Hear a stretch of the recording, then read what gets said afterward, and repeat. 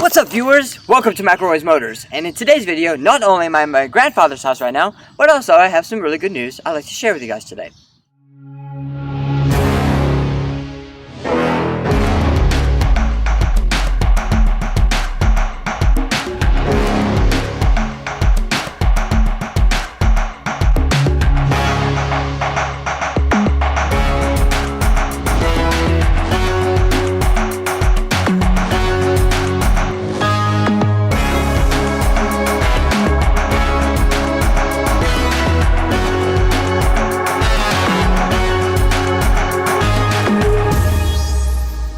If you guys have been following my YouTube channel since the very beginning, you'll note that I had a 2004 Kia Optima as my daily driver. Well, I actually went to Fort Wayne, Indiana earlier this year, and when I got back, my Kia developed some trouble. So much so that it was beyond repair, and it went off to a small town about 3 hours away from my house. So I picked up this. This is my new daily driver. It is a 2003 Ford Taurus SE that needs just a little bit of work, but overall, it's actually a very decent car. And better still, I only paid $1,700 for this thing. Before I show you my Ford Cancer, oh, it's not Ford Cancer, my Ford Gemini, no, it's not that, it's my Ford Taurus, I'd like to share some words with you guys. And it's not all good news, but it's definitely not the worst news I could have ever asked for. The news is I had to give up on my house. And the reason why I had to give up on my house is because I broke up with my fiance in March. And then following my workplace accident, it made it harder and harder for me to keep the house afloat. I was able to pay off my lease, but at the same time I was not able to afford the house much after that. So I was able to put rent and groceries in the house, but I couldn't afford much more than that. But as for my Trabant goes, it is currently stationed about 35 miles southeast of here. The Trabant is not going anywhere.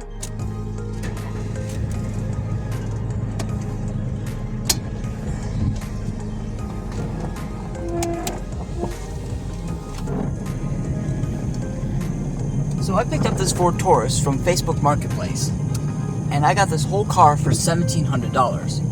And I did mention to you guys that it does need a little bit of work, but for the most part, it does run and drive perfectly fine. And I gotta say, for the record, I am used to driving Eagle Premiers, and I'm used to the softness of that Eagle Premier as such. But this takes it to a whole different level. This is one of the smoothest riding cars I've ever had. So the reason why I picked this car up is because I just need something cheap and something that would be easy to maintain, something that would be easy to find parts for, and better still, be big enough to be good for trips and haul my grandmother's wheelchair around. And that's why I picked up this, because even though it's got an old school column shift and even more old school cassette player, I really can't fault it for that. Under the hood of my Taurus is a 3-liter V6 engine, mated to the front wheels by this 4-speed automatic transmission. In terms of driving dynamics, this thing is about as fun to drive as watching ice melt on a cold winter's day. In fact, I used to say the same thing about the Kia Optima I had beforehand, but this thing is so dull it makes my Kia look exciting. In fact, I could think of 3 things that are more fun than driving this car. 1 is wiping your butt with poison ivy, 2nd one is drowning, and 3 is eating wallpaper paste. Again, it really wasn't designed to be a flat-out sports car, it was designed to haul the family around. In fact, this was like the bread and butter for most American families during the early to mid 2000s. So in terms of overall work, it does need a few things. For one thing, it is missing a piece on the driver's side door panel, and it also needs a crankshaft position sensor. All relatively cheap and easy to find parts. I just gotta wait till next week to get that done. I am actually pleasantly surprised that everything on this car still works perfectly. The wipers work perfectly, the AC still blows cold, all 4 windows go up and down, the power locks still work, the power outlet still works perfectly. Everything on this car works as good as it should, which, given the fact that this car is 21 years old, it's a shame that this car has absolutely zero character apart from being on the roads 21 years after it left the assembly line. So why did I pick a Ford Taurus of all cars in the automotive spectrum? Well, for one thing, I definitely needed something that was going to be relatively easy and relatively simple to keep going after being an older car. And more importantly still, I definitely really wanted something that would be easy to find parts for, because, like I said, my first car in my earlier videos was an Eagle Premier. And an Eagle Premier compared to this, the Ford Taurus, you can find parts for pretty much anywhere. If you don't know where you're finding parts for Ford Taurus, you're definitely not looking hard enough. But with an Eagle Premier, you have a better chance of finding a gold mine inside a warehouse's ceiling using a scissor jack. Honestly, finding parts for an Eagle Premier these days is not easy. So I definitely want something that is just as comfortable and just as quiet on long trips as an Eagle Premier, but didn't want to have to suffer with any of the drawbacks. However, if there's one thing that this car is, versus not being fun, this car is definitely nostalgic, because I used to see these cars everywhere when I was a kid. Though my uncle had one when I was a kid, and as such, this car is nostalgic. As is this pickup truck. That is cool! But yeah, this car is definitely not fun, but I can definitely see why it's not fun. But I definitely think that this car will make it from here to Washington, D.C. and back without any major worries. So anyway, we are now arriving at the car wash, so I can definitely get this thing vacuumed because it so badly needs it.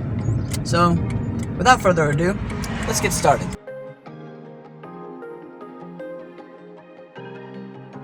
So unfortunately, but predictably, the car wash vacuums could not get some of the stains out of the upholstery, which is not really a big deal to me because I have some interior detailer that I can work with, and I'm hoping that will, at least for the most part, take care of most of the stains.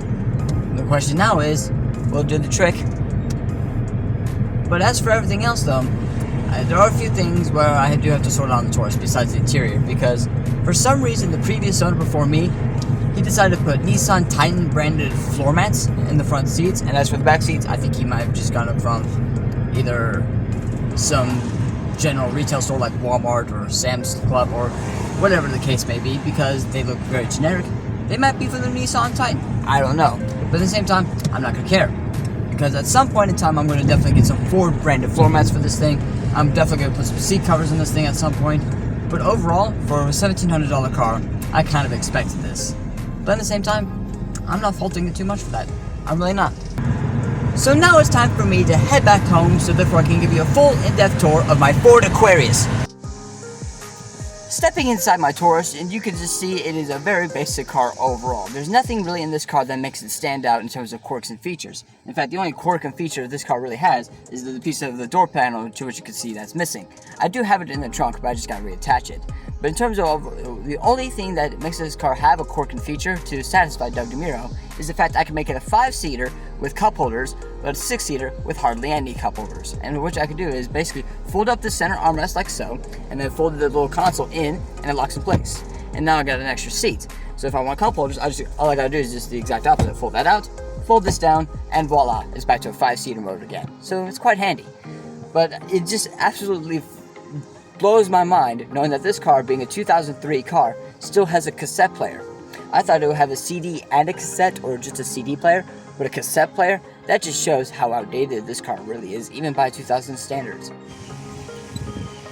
One thing that is absolutely crazy about this car is just the amount of headroom it has.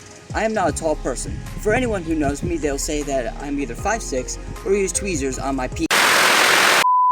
I could be Abe Lincoln wearing his famous top hat and probably still have room to spare. I have no doubt that my brother, being 6'5", will fit in this car very easily, and the space in the back, too, is absolutely outstanding. I also happen to have a power trunk release, which is located underneath the headlight switch. So if I push it, it makes a noise, and if I come around back, you'll see that the trunk is absolutely humongous, as expected from a luxury, well, a mid-sized American sedan.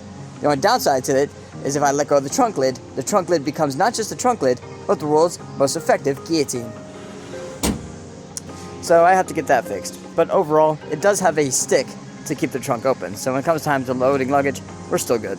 So ladies and gentlemen, that definitely concludes this full news, as well as the quick tour of my brand new to me 2003 Ford Taurus. If you liked it, feel free to like the video, as well as subscribe for more content from McElroy's Motors. And I'll have more videos coming along soon.